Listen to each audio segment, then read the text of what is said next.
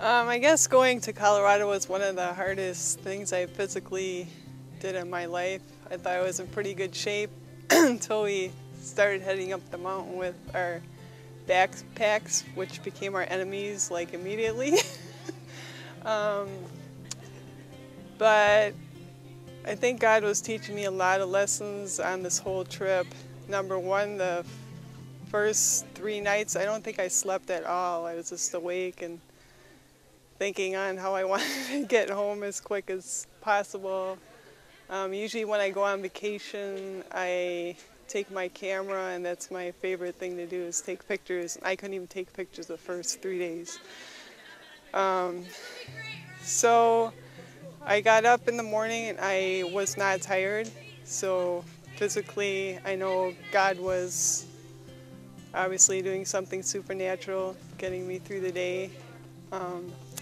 And then as we shared our stories and I got to know the group of girls I was with and our guides, God just revealed a lot of awesome things to me about their lives and just the beautiful group that we had, and just seeing their growth and their joy as each day went on was really cool. Okay, we got to the top of the mountain and I guess there were 48 of us that went on this trip, and I was the only one that got injured because I fell as we were coming down.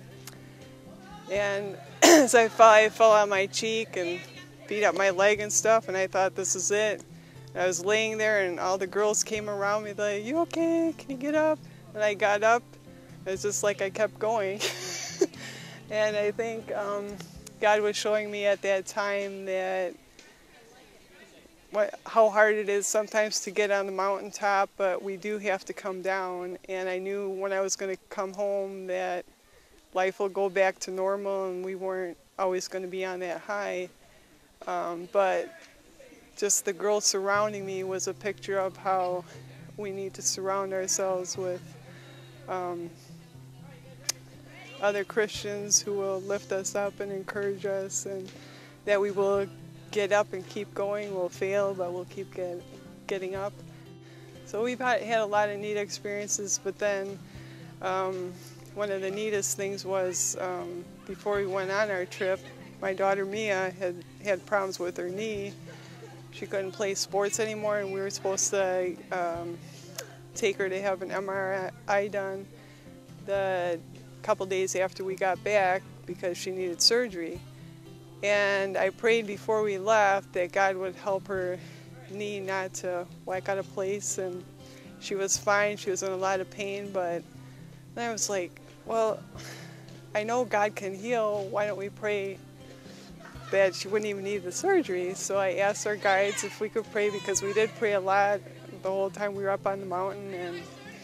And as we prayed, Mia's knee got healed, and then you probably heard the other stories of other people getting healed. And that was just really awesome. And then I had problems with my sciatic, like for at least 10 years, and as I went up the mountain, came back, it didn't hurt anymore.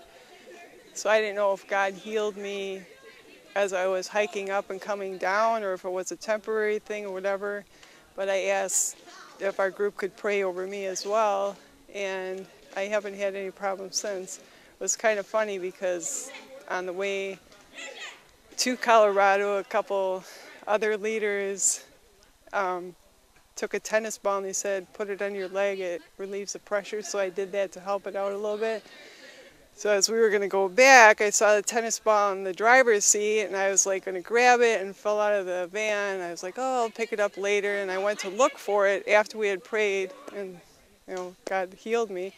And I was looking for it, and I'm going to need it on the way home. Well, it was like, it was gone. The dog got it. It was like, God was just laughing, like, come on, Heidi, I healed you.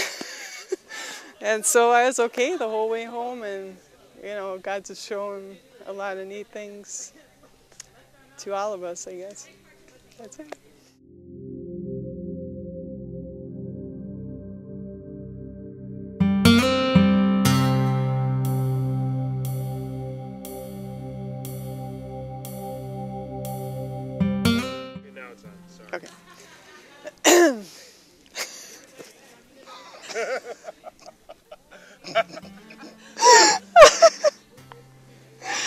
shut